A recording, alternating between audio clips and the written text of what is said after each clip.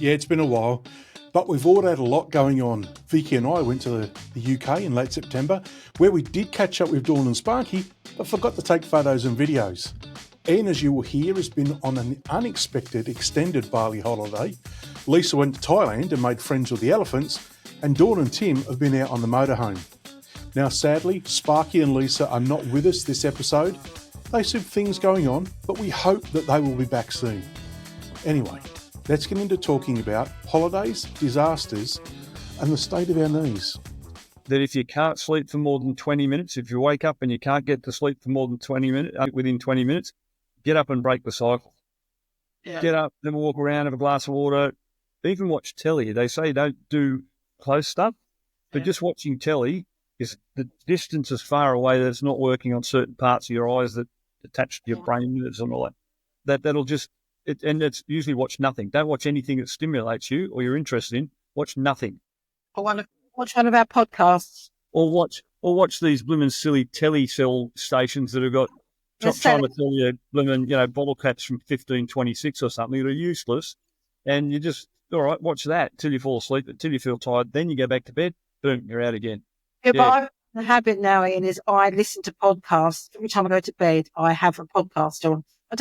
I normally drift off, go off. I set my motor, it turns off. But then I'm awake at 3, 4, 5 o'clock. Yeah, because the mind's been stimulated.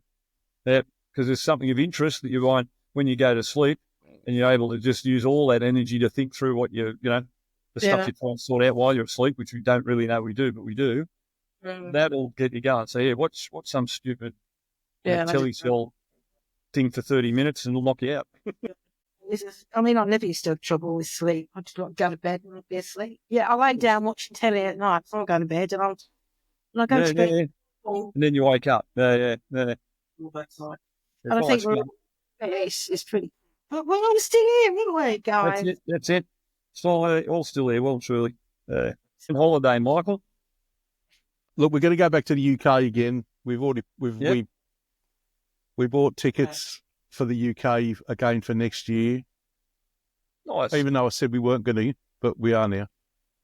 Good. And then, so I've got to have time off over Christmas because work shuts down over Christmas. So as of, I think it's the 19th.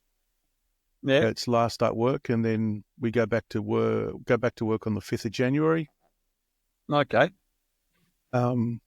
So then I probably won't have another holiday until September, till we go over to the UK again. They're coming back again, Michael. You can't keep away. This must be Vicky's influence, I think. She loves it. Loves it. You missed the snow. We've had quite a bit of snow yesterday. It's lovely today. It's all blue and snowy out there. All I got yesterday was, oh, Michael, look, it's snowing, it's snowing, it's snowing. Like, you're putting pictures up, other people are putting pictures up, it's snowing, it's snowing. Yeah, I saw yours, Dawn. Yeah. Then my sisters sending messages going, book your flights for Christmas because it looks like we might have snow. Quick. Yeah, but it's also turned quite cold. We were lucky it was in Cornwall. It's quite warm. Well, about 11 degrees, so quite nice for this time of year. But now it's dropped to about 2. Oh yeah, that's cool. Well, we got a photo over the family chat this morning. Well, would have been your morning, our afternoon. It's quite chilly around about London. They had frost. Yeah. Well, I've got a guy that I follow on TikTok, and he's doing walking the UK coastline. Well, his tent was covered in frost this morning. And I said to him, I don't know what's wrong with you to be doing this all year, living in a one-man tent with a dog. Are you mad? He's loving it. He loves being outside. But that'd be my worst. If you got the right gear, you should be all right. Oh, my fault. I need a toilet. Yeah, there's plenty of bushes for that. I ain't squatting in no bush. I'll probably get a stick. Last time I did that, I got a roll of stinging nettles. Jeez. Baboons that's ready for mating. See now.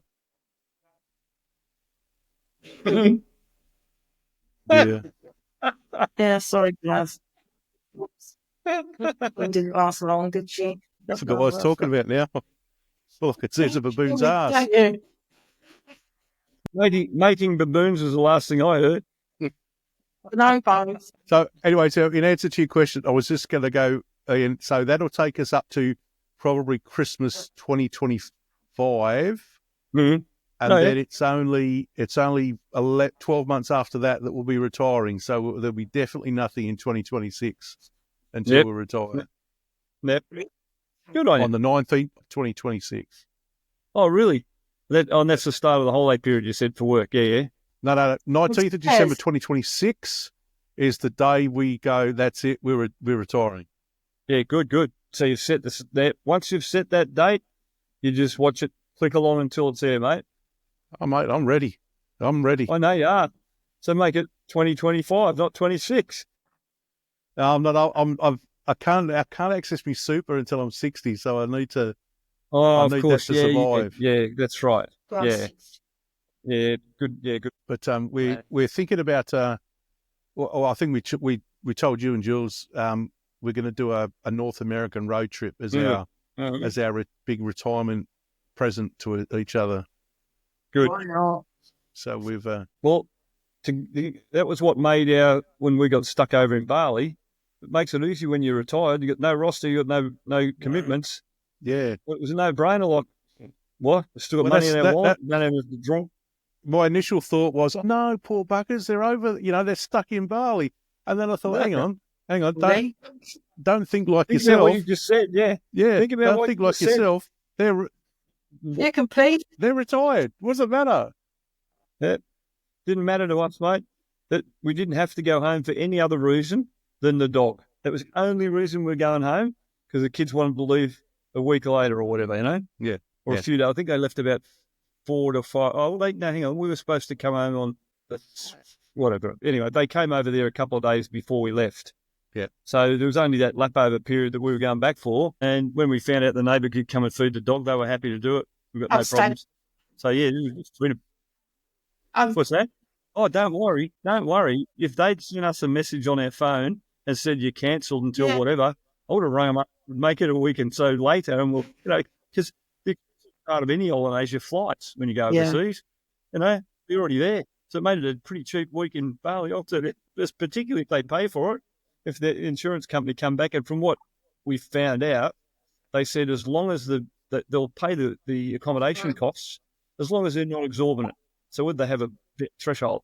But we were paying for like this room we had was, our place, Michael, a bedroom. Our bedroom was twice that size. And then we had a living area that was the same size as twice our bedroom size to ourselves.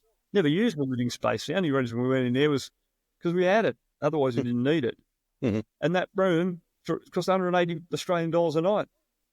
Whereas anything like that, if you're in Sydney, it'd cost you 500, 450, 500 bucks. I'm paying, not that I'm paying, but obviously the company I work for, because I do a lot of travel, I'm paying more than that in a motel room out in the sticks. So that is good. That is exceptional value. Well, we had this massive bedroom, a massive living space, all air conditioned, and we had 5 steps from our bedroom door. We walked 5 steps and fell in the pool. And this pool was the size of an Olympic pool for $180 a night. Do you wonder why we went back? They're really selling it now. Yeah. But that's why. Sam, I think he went to Bali and he said he could have stayed in a youth hostel, but he was spending something like $10 for a room with a swimming pool. And he was just, 20 or 30, he said. $10 to stay in the youth hostel. He said, well, another $20 a month, and I had a lovely room and a pool. He said, it's like, Yeah, that's it. And they're everywhere. Like the place we went to was pretty ritzy at that point. That was the top end stuff, Like it was a big hotel, had spectacular gardens and servants everywhere. What more do you want? They are my absolute favourite. Yeah, penny clothes, And I would be sitting there all day, absolutely off my nut, eating pad thai and drinking pina coladas. When you would have had good company, because there's plenty that did just that. Because the pool at the front of our place had a bar. I didn't worry about it, but there were people that turned up at 6 o'clock in the morning when the pool opened, because they have a 6 till 6 curfew, and they'd be there and they'd just start drinking. And they were there at 6 o'clock when they had to leave the pool. I don't want to be that drown. Speaking of drowning, where our unit was, where our bedroom and that was, as I said, it was like 4 or 5 steps to the out in the pool. So obviously the surround of the pool was very close where we were, but then it sort of went out a bit further. And as it went away from our place and out, they were able to lay deck chairs there for people to sleep on all day or do whatever they want. So I sent a message to the kids. I said, you won't believe it. Our room has about 3 to 4 steps until you get to the pool, which means they can't put deck chairs here. And in the water outside ours, it's 7 foot deep. So no one's in front of our place. It's too deep to swim for most, and they can't sit in front of our house. I no sooner pressed the send button that all of a sudden Jill said, what's going on here? And there was a guy drowning in the 7 foot part right in front of our room. He was blue like your T-shirt when I pulled him out, Mike. Wow. But he made a very quick, he had a big chuck when we got him out. And the first thing he said was, lay me on my side. Well, no, he put me in the lateral position. He was a lifesaver. We thought he may have had a seizure. Someone who saw him said he was like shaking in the water. But the long story short is I had him out the front. The doc came around. We got the local doctor to come. He took his blood pressure and nothing else, which was pretty useless. But anyway, he needed to see what his oxygen stats were. But anyway, the long story short is I said, you just stay here, mate. We'll be here. You just stay here as long as you want. Then he said, thanks for your help. A couple of days later, we're having breakfast and he made himself known to us again. We ended up spending about 2.5 hours just chatting while we were at the end of breakfast, so much so that the people in the cafe or the restaurant area, which is outdoors anyway, said, oh, look, do you mind? We need to prep up for lunches here now, so you guys might have to move along. But it sounds from what I could hear, he'd been out scuba diving the day, snorkeling all the day before. He said he got really hot and it was really, I reckon he's just used all his electrolytes. Yeah. And when he was trying to stand up in the 7 foot end, his feet couldn't do it. And he went down. Yeah, he chucked up a massive amount of water. So, yeah, speaking of drowning. Wasn't he? I tell you, he was really lucky because if he was in the middle of the pool, he weighed about 110 kilos, we would have had a real difficult time getting him other than do a rescue drag, to get him to the edge of the pool and get him up. Look, when I got him up, so I was on the top, someone trying to push him up, I just grabbed his pants and dragged him. I tore the back of his shoulder at the time, dragged him out, and he was a big boy. And he would have been in real trouble trying to get from the middle of the pool because it was 7 foot all the way across. Hey, why on earth is it that deep? That above his head. Yeah, it's deep. When I jumped in the first time, I just saw it and jumped in. Off goes my hat and glass. Went, wow, that's a bit deeper than I thought. Isn't it? Why would you? Well, I've never seen a pool that deep in any hotel I've ever gone to. Yeah, it's crazy. Yeah. And it sort of went up at the other ends. It went up to somewhere you could walk around quite easily. So it does happen. But he wasn't drunk. He put himself in a bad situation. He was embarrassed more than anything because he was a lifesaver. Yeah. He was just a big guy that really something happened went wrong. A few years ago, in Malton, there's a swimming pool right in Torquay. On one, so you've got the main swimming pool just for swimming, and then there was like pretend rocky waterfall, and at the bottom there's a whirlpool that went round. Mm-hmm. Oh my God, the amount of people that got into trouble, my dad being one of them. He was 45 at the time. He went down and he just couldn't get out of the bottom. I grabbed him, but I said to my dad, it really scared him. He said, Dawn, I just could not reach the side. And why you've got something like that? That's ridiculous. That's way too absolutely mental. Did you say that was in Malta, Dawn? Malton, Essex. Just okay. Yeah. Sorry. Yeah. The reason I say that, Julie's parents are Maltese, and Mum, this is going back many, many years ago. Poor Mum, but many years ago, she grew up in Malta, but they went with the kids or Jules to take them back there. And there's a place called Blue Grotto, which is where they actually filmed Blue Lagoon. Yeah. So the movie Blue Lagoon. And this place is Blue Grotto, and the blue of the water is the blue that's behind Michael's head there in those lights. And Mum could see the bottom, and just jumped out of the boat. But the thing was like 20 feet deep. Dad had to go up and get her out of the water. You know, you don't think, do you? Water can be scary. I mean, I had an incident like you years ago. There's a place in Malton again called the Prom. Basically, it was a big park with a swimming lake, basically. Do you remember it, Michael? Prom? I do. They had a rocking horse, but you could fit about half a dozen kids on it. Yeah. But anyway, I'd gone there when Yeah, I remember Sam was a baby, and so it had the sand all around it, like man-made, obviously. It wasn't a beach, just a big swimming pond thing. And mental, summer holidays, kids, mums, everywhere. And I can remember sitting there and watching this little girl, probably only more than 2. She was in the water, and all I could see was her eyes were just like that. She was anything. Oh, And then I heard this woman, grandma, shouting to the little boy with her, "Grab your sister." And I'm like thinking, what? Should yeah. take her So under. I just jumped up, grabbed Yeah. the kid, and pulled her up. It was thank you. I'm thinking, why didn't you grab your grandchild? Why would you ask your grandson to grab the sister? Yeah, it frightened me. And this kid she was okay, but it frightened her. Some people don't act well in stressful situations and make very bad decisions. I've always been pretty good in a panic situation. My brain kicks in then, whereas my time it's really crap, to be fair.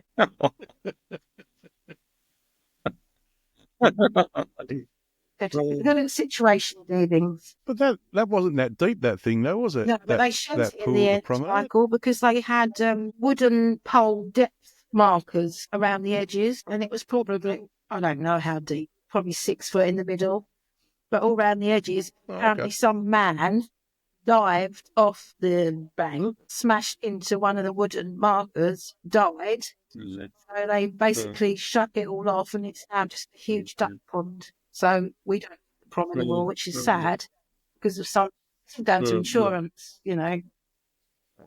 They couldn't afford to have lifeguards, but accidents going to happen.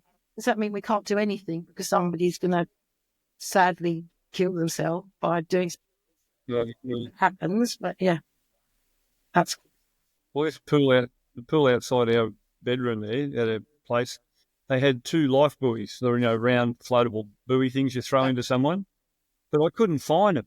Not that I went looking then. That was just get him out. But I thought they've got to have something here. And I finally found them. They were tucked behind all these chairs and there was absolutely no vision of it. You had to go hunting for them. There was no sign saying life buoys. They had one at each end of the pool and a sign up saying no lifeguard on duty.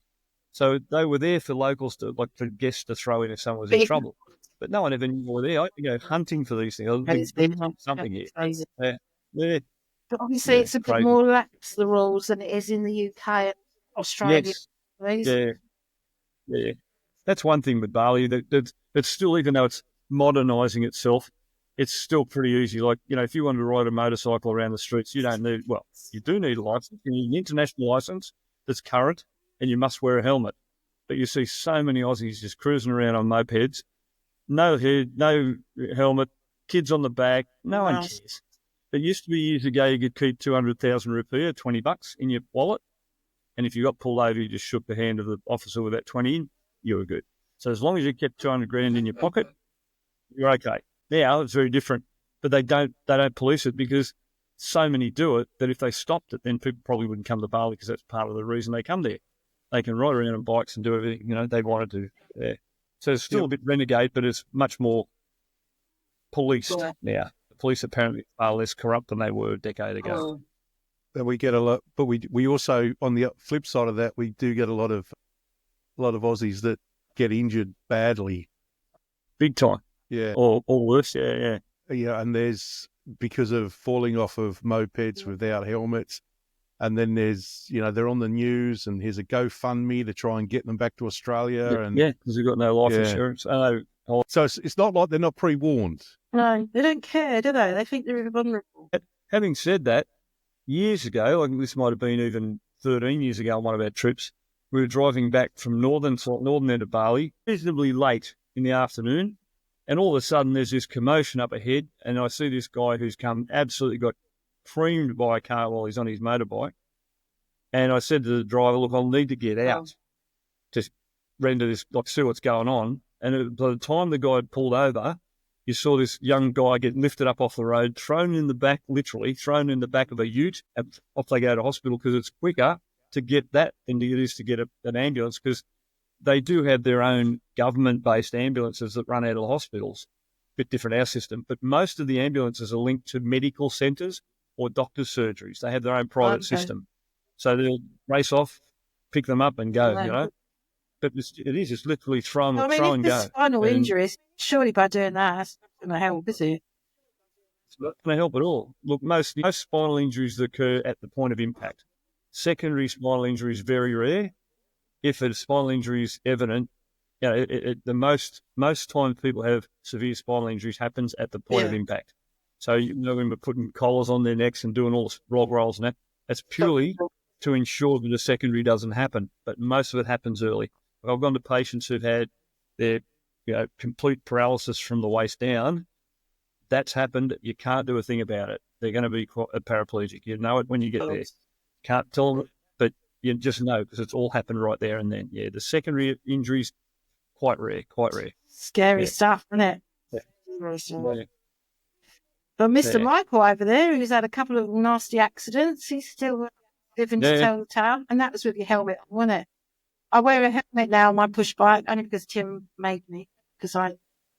Good. Oh, always. Must wear it. That fast. But I do nearly end up in hedges. You don't have to, because it's not the speed that does it. It's smacking your head on the concrete curb that.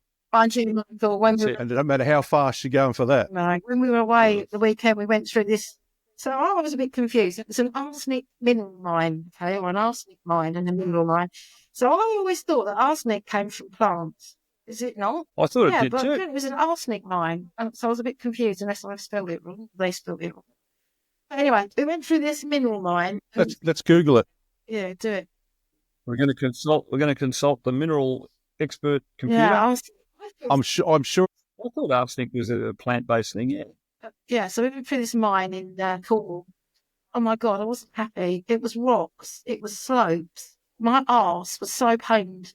Even with gel set at sea, it was not pleasant. And like on the video on my camera, all you can hear is me going. Well, you get to your right. Well, no, these stony paths are killing me. You found it. Yep. It's a heavy metal. It's a mineral. It's a metal. It's a heavy metal. A heavy metal. Wow, okay. I didn't know. I like you. I thought it was a plant-based thing. Well, okay.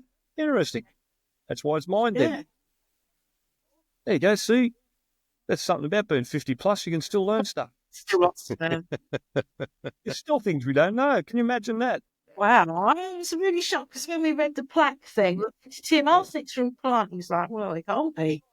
That's the trouble here. But there was like big mark that's going again now. What is this about? Hang on.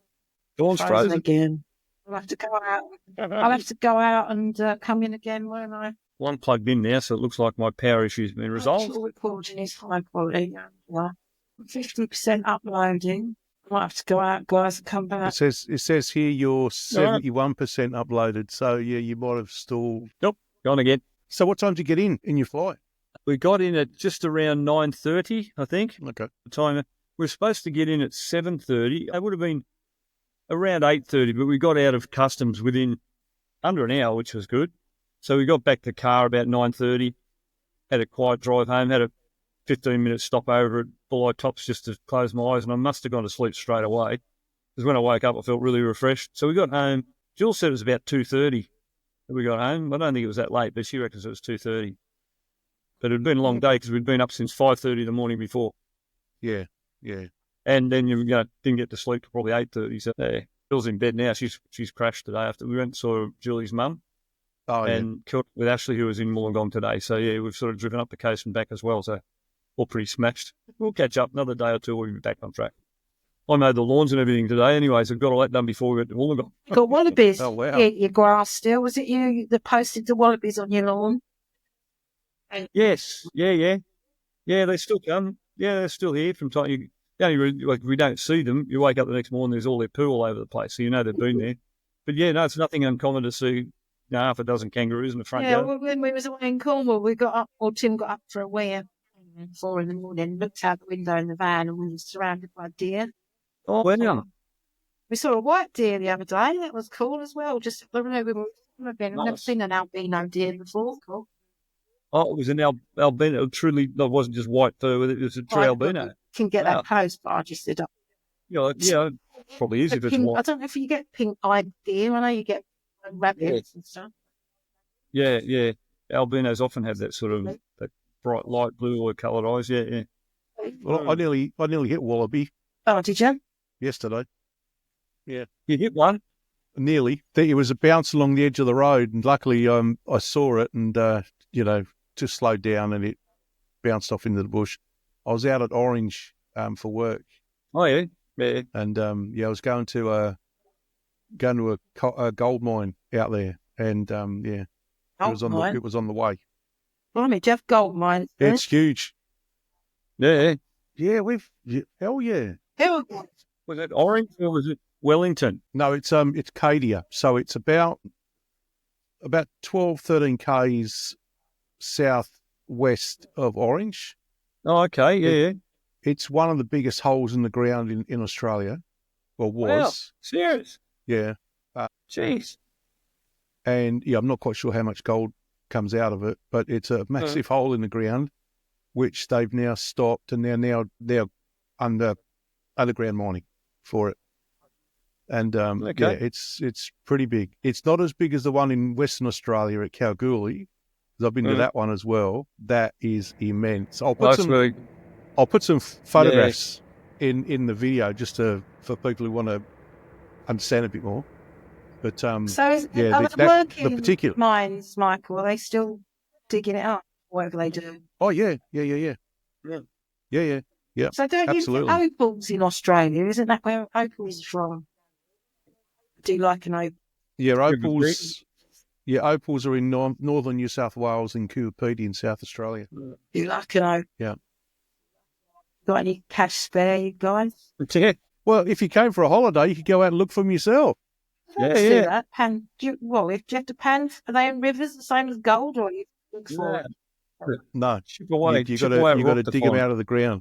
I might be a bit off. So when you go to Coopede, for instance, everyone lives underground because it's so bloody hot. It's in the desert, and they're all living in the old mine workings. Yeah. And so they make houses out of them. There's a motel underground. That's cool. So pretty much everything's underground. Right. And so you got to dig them out. Well, you've got to be able to stand. But you don't go walking around there because there's holes in the ground everywhere. Oh, you'd end up fall into down. No one would find you. You'd be gone forever, wouldn't you? There's a few people lost over there, I'm sure. Yep. What I watched yesterday, was it yesterday or the day before? I don't know. A documentary on the survivors, or some of the survivors of the tsunami in 2004. Oh, yeah. Yeah, my God. Yeah, amazing. We were in Thailand, I think, the year after, maybe a couple of years later. And all, like you looked and you think, I remember seeing that hotel with just water up to the first floor. Like where the pool area was just. And I suppose if you'd been there, you could identify with certain places, can't you? Yeah. Yeah, well, where we were, there was all markers out the front representing, the people missing. And I still don't know, like our hotel from a certain angle looked very much like some of the first photos we saw here in Australia or video of it coming in. But having looked at the same thing from another angle, it didn't look like a hotel. So whether it was another one, I'm not sure. But I can imagine it was a multi-story thing. And if it came into the height of the first story, which is what it looked like with the other, that was like 9 or 10 feet high. And the thing with a tsunami, like a wave on a beach will come, it'll break, and all the energy's gone, and it just goes flat. This thing is a wall of water. As much as that earthquake pushed the land up underneath it, that column of water goes up, and that whole column just keeps moving. And it doesn't stop until it washes up on something, and then it all washes out. That was the thing. Crazy. I didn't realise. I thought it was just one wave, but it was three. Yeah. They had a couple, but each tsunami wave is just massive a block of water that's been pushed up and then moves. And it could be a kilometre thick, and it just keeps pushing, and it doesn't stop. To be fair, at that time, probably I didn't know anything about a tsunami. What was the one in Japan? That was after, wasn't it?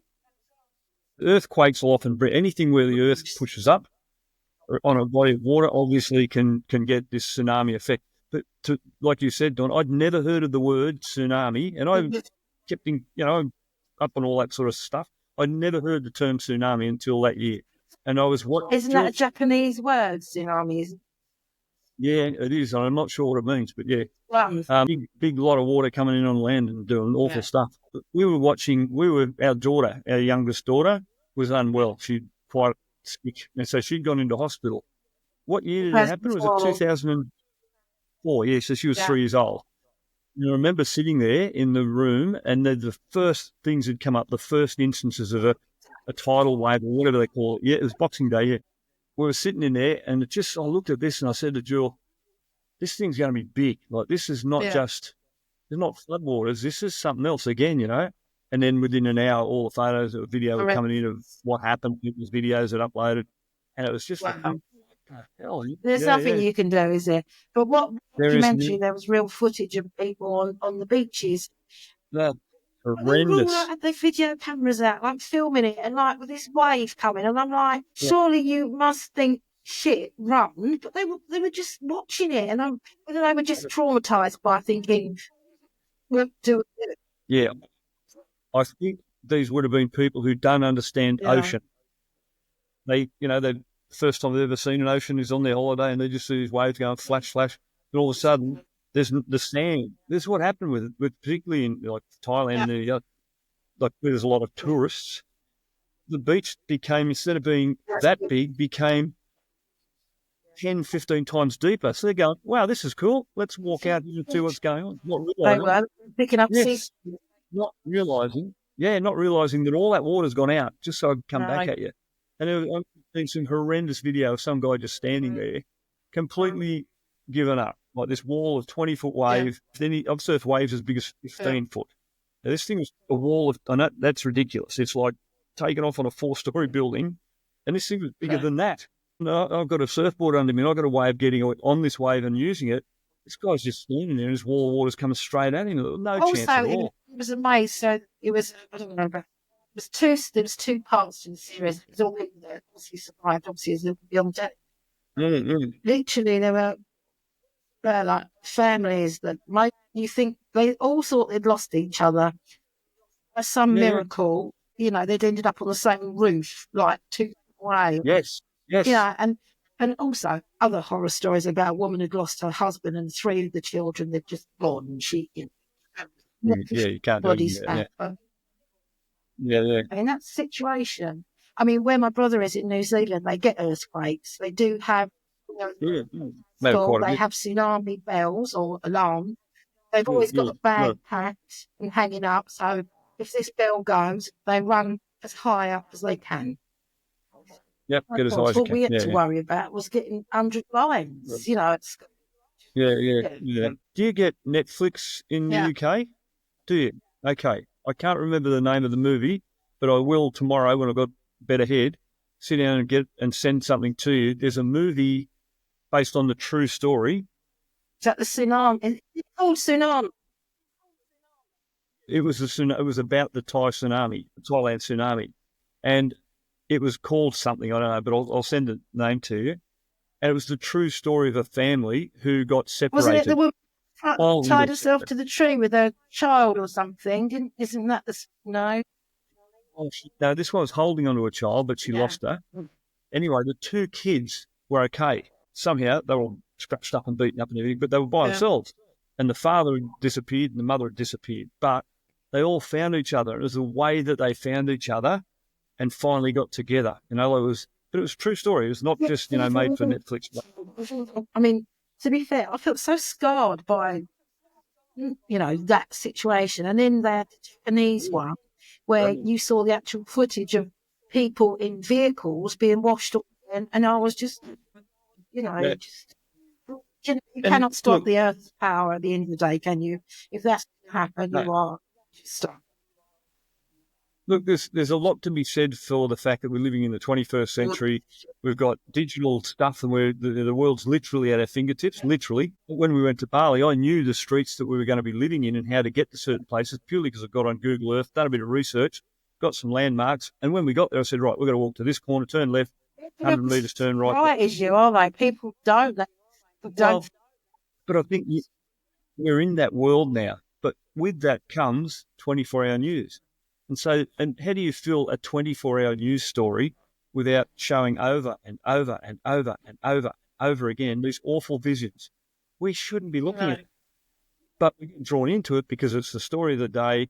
There's a story behind it. Journalists are feeding it, but you don't need to see people getting washed up on beaches 50 times in an hour. It's just not good for the human psyche.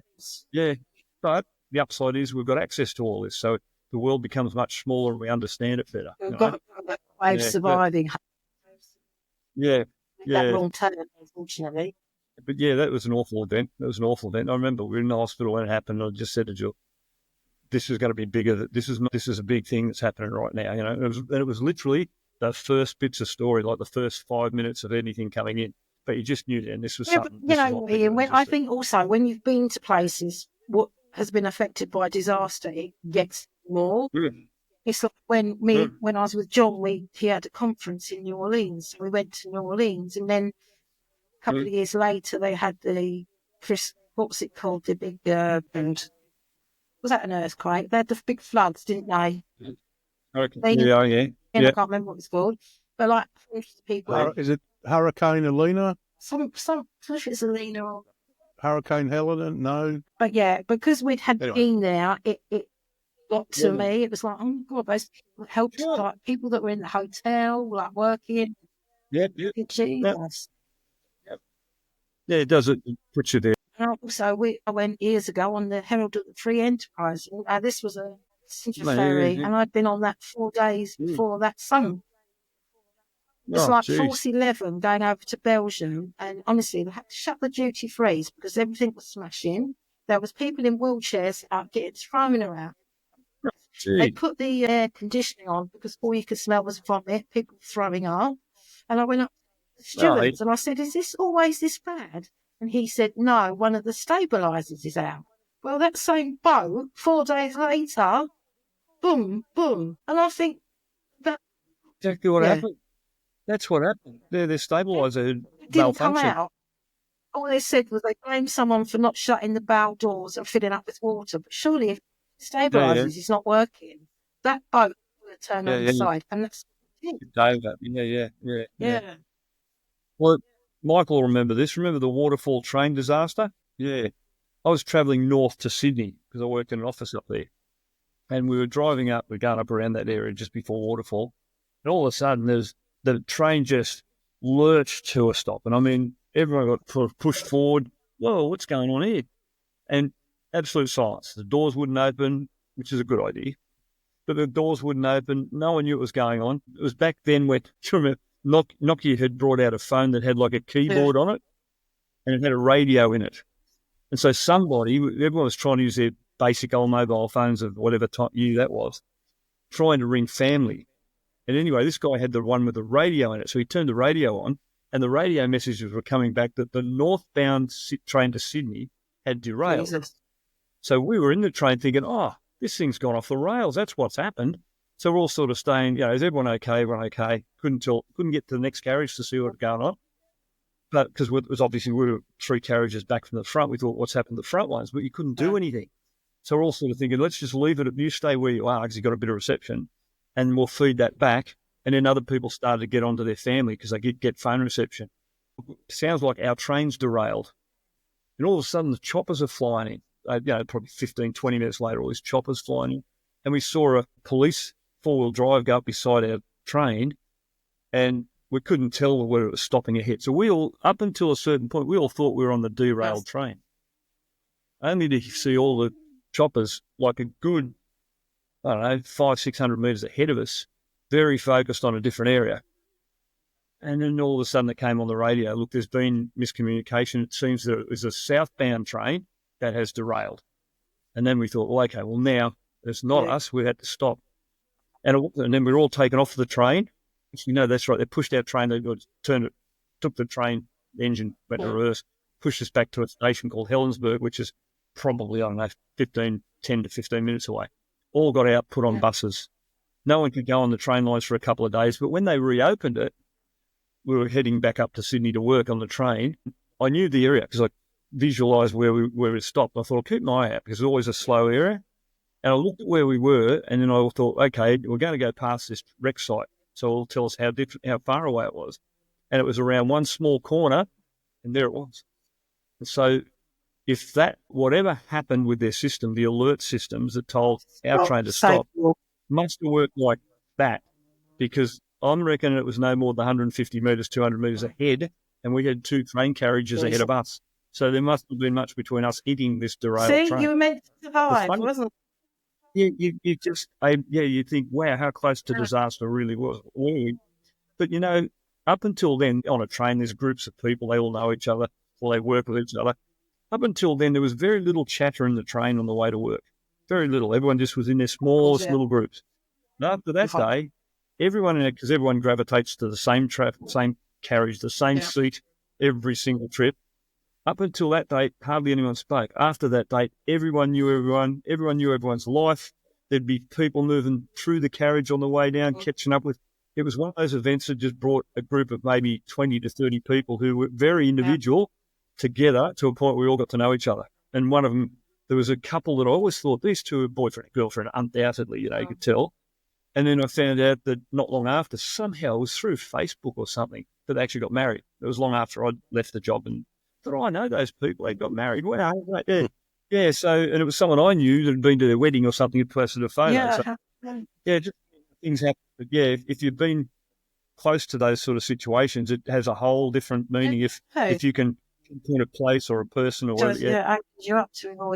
I mean, I remember watching, say, the ferry on the news, and then I put myself in that situation. I was thinking, well, that's horrendous. You know, where those poor people were clambering over tables because they're disorientated because the ship was on its side. Jesus, you know, if it was so easily been me on that, if I'd have gone 4 days later and just... Gosh. Yeah, that's awful. Because that was the cause. Yeah, they had thought it was bilge doors or whatever left open and water had rushed in and tipped it, but it wasn't. It didn't have stabilisation. That's never come out though, Ian. I at the time, at the time, bringing up the Sun newspaper and saying, look, I was on that 4 days ago. I spoke to a steward on there. He told me that one of the stabilisers had worked. You know, nothing was ever said about that. And I don't even know to this day if that steward was on the boat. On the boat. Yeah. We're all silly guys laughing and, you know, good. Yeah. Exactly. Lucky at the moment, aren't we? We've got a bit of being kilometres from disaster, that's for sure. Yeah, we've got a bit of a funny thing in our family where my sister's always dodging bullets, not literally. No. But she'd gone to Nepal and went up and took a tour up to Everest Base Camp. Yeah. And she'd got some altitude sickness. So when she got back to Kathmandu, she thought, oh, look, I think I'm going to go home. I'm just going to go home. Not feeling well. Almost as the plane is taken off, they had an earthquake. Oh, the big earthquake. Kathmandu. And there was another thing. I think she was in Barcelona and there was a terrorist bomb or something like that. Bomb house. Like hours either before or after she's, you know, or I think after she's flown out as well. So yeah, she's the lucky duck in our family. She's a magnet. Won't go anywhere Karen goes. You stay away or at the same time. And go if she goes after her, she'll fuck. Was that the earthquake that sent that large avalanche down into base camp? No. I don't know. Oh, okay. I don't know. Yeah. All I know is that there was a very big... There was a lot of people in Kathmandu died because obviously their building code's a little bit different to they are here, and there was quite a large temple that just sort of... Yeah. I don't know if it's my... I'm going to have to go out again, guys, and come back. Yep, you got frozen.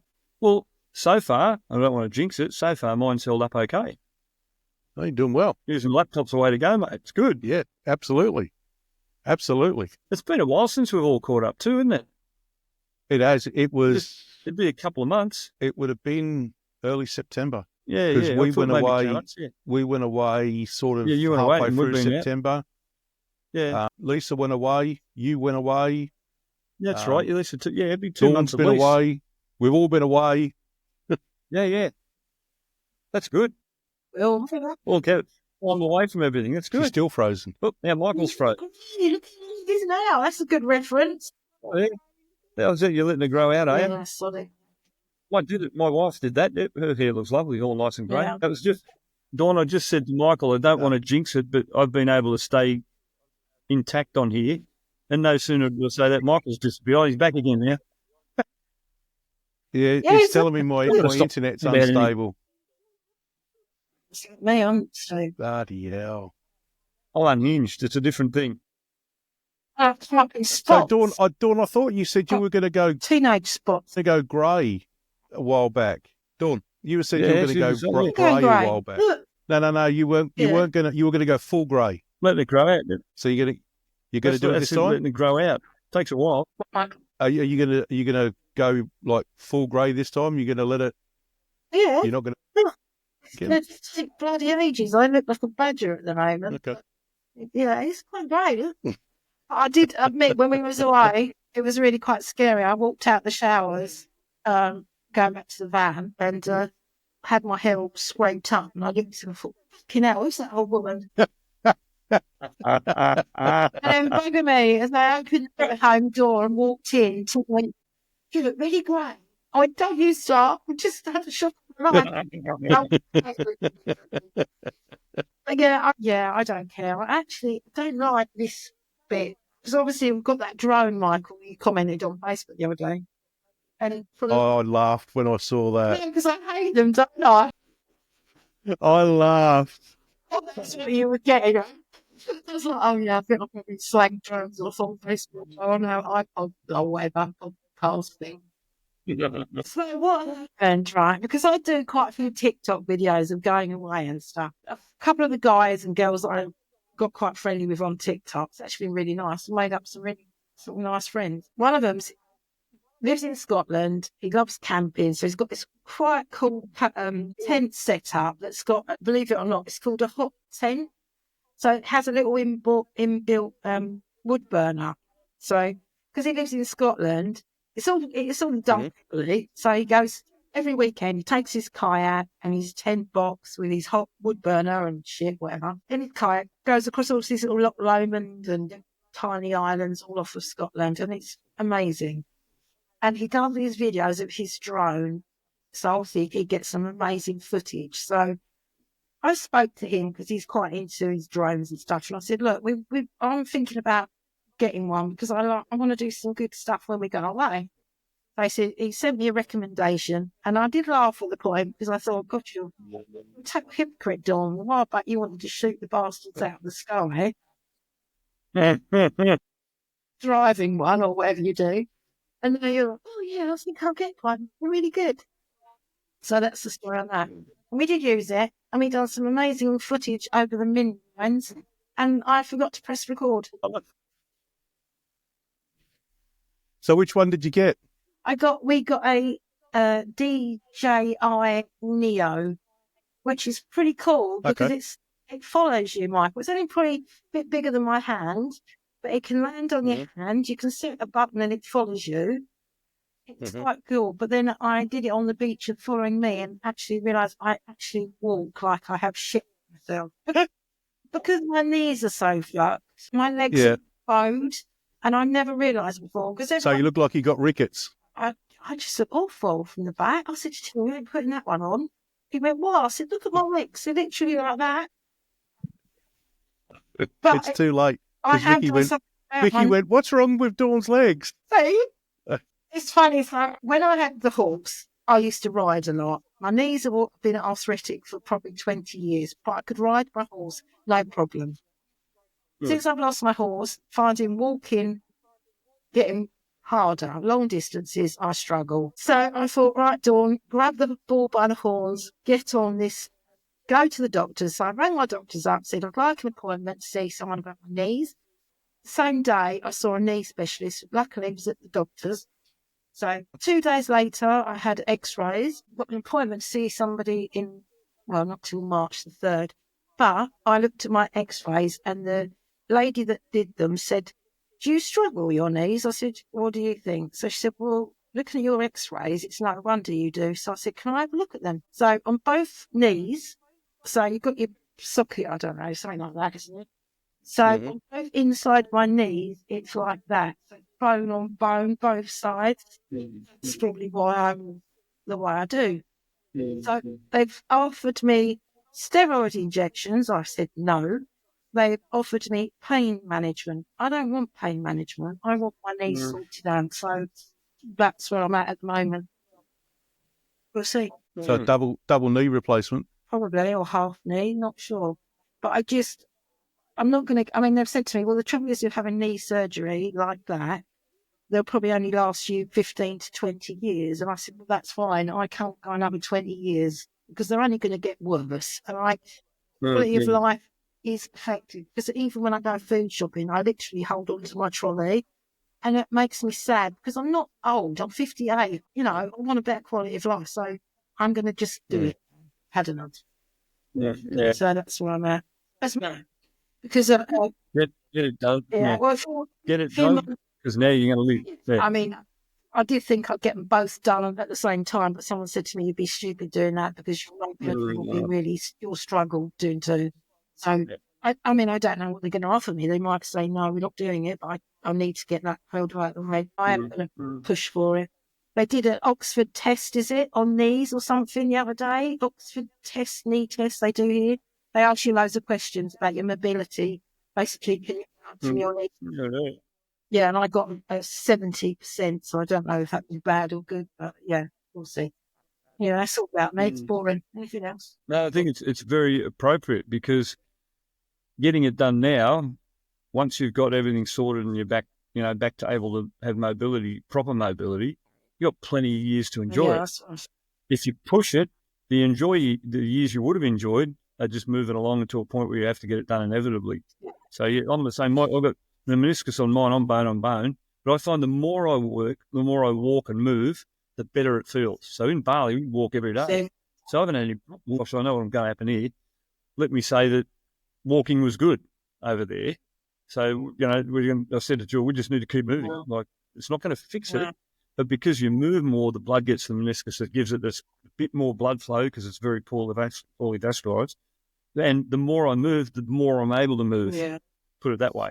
So, it's miserable. Purely down, well, I'm walking, but mainly downhill or stairs. Yeah, because everything's getting loaded on it, yeah. Or trying to take the weight going up for the upstairs pushes, because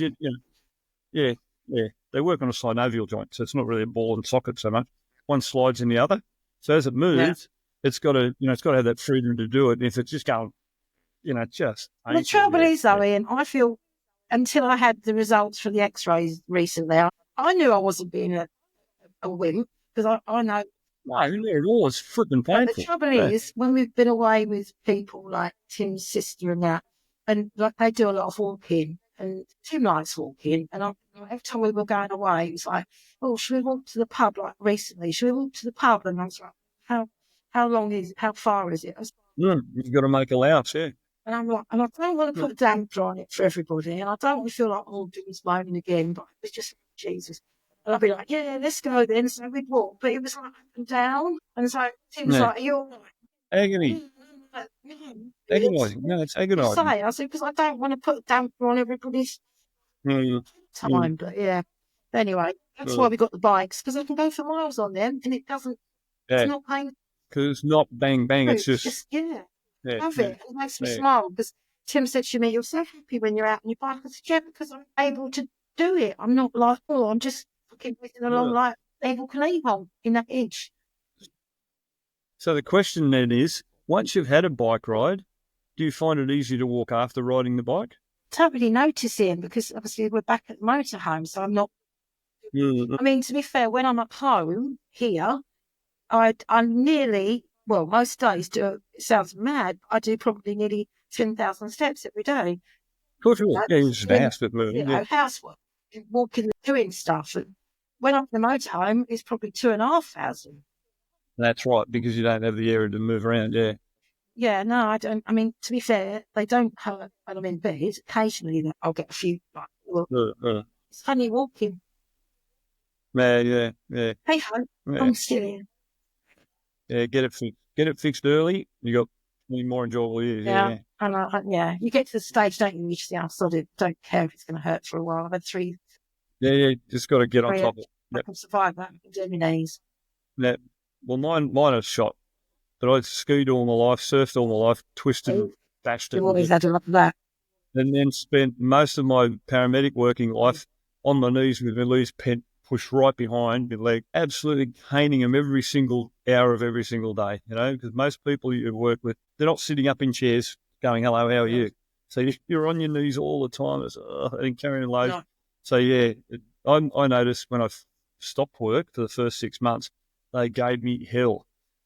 And because of that, I couldn't do much. So I thought, no, blow it. We just got to get in and do stuff. So I built retaining walls and move all the time, and I can keep moving, Yeah. But, somewhere along the line, I'll be in the same boat to do it. Yes, it's so fun. But I'm just looking forward to it, to be honest, to being normal again. Get it done and get on with life. That's it. Such a thing. But hey-ho. Hey-ho. I think I'm going to have to bring this to a close because I can feel me stuff working. Yeah. Oh, yeah. I might have to too, mate, because I'm running on.